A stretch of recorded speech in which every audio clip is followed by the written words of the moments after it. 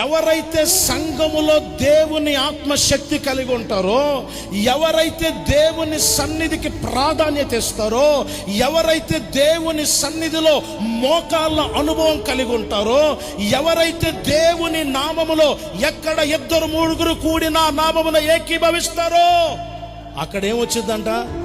దేవుడే దిగి వస్తాడు.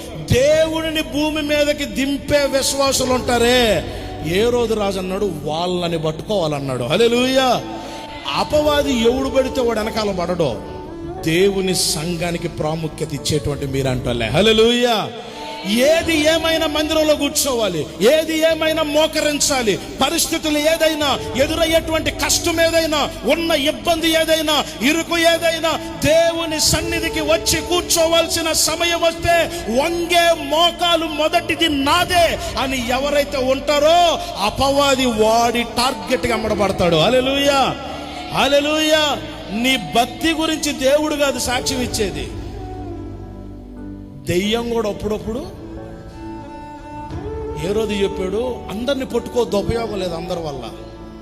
కొందరు ఉన్నారే, ఎవరి మోకాళ్ళు అయితే దేవుని సన్నిధిలో కాయలు కట్టేటట్టు మోకరించుంటాయో ఆ మోకాళ్ళు కావాలి నాకు అంటాడు. హల్లెలూయా.